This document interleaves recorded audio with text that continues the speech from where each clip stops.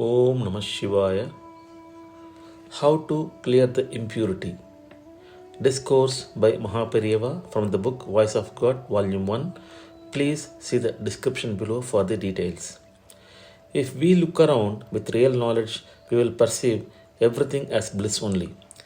Bliss is infinite. True perception would make us see everything as bliss only. Bliss is not bound by limits. There is no place where it does not pervade.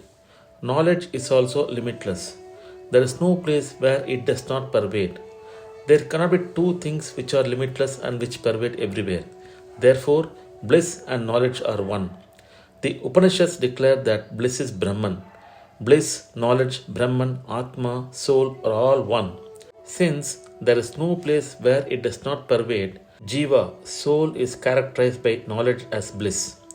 We look at things with our eyes alone. We call one flower a rose and another flower is that of datura. If we look at them with jnana, the rose and the datura will appear as bliss only. It is due to lack of jnana that we perceive one as rose and other as datura. In fact, everything is bliss only. The reason why we are unable to perceive the truth is that our mind is contaminated by impurities. If a mirror keeps shaking, the figure reflected therein will be distorted.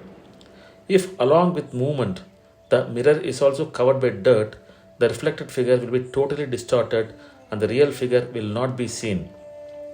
It is because the mirror of mind is in a disturbed state and is covered with impurity that it does not reflect the true nature of things, which is bliss. If a staff is handed over to a mentally deranged person and he is asked to hold it for 15 minutes, he cannot do it. But it is possible for us to hold it for 15 minutes. We can hold a solid thing. But if we are asked to mentally concentrate on one thing only, we are unable to do it. In a moment, 1,000 thoughts cross the mind in the manner of a motion picture. Therefore, the wise who have gained real knowledge would think of us in the same way as we think of the mentally deranged person. Till the mind is controlled, all of us are different types of mad people only.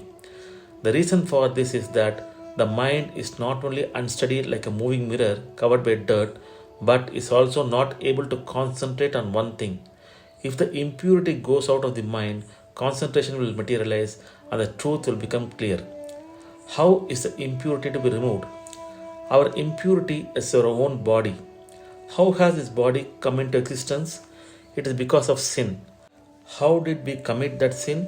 We committed it by using the various limbs of our body and the mind. If a rope is wound over something and it has to be removed, it will have to be unwound in the opposite direction. In the same manner, bad deeds should be wiped out by good deeds and sins by virtuous acts. The sins committed by the limbs of the body and the mind should be wiped out through the same parts and the mind.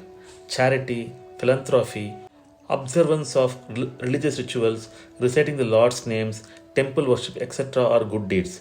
These are the aids for wiping out the sins.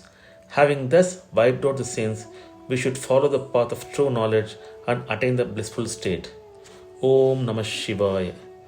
In the next post, we shall listen to the discourse on the little part and the transcendental by MahaPeriyava. Om Namah Shivaya. Hara Hara Shankara, Jai Jai Shankara, Kanchi Shankara, Kamakoti Shankara.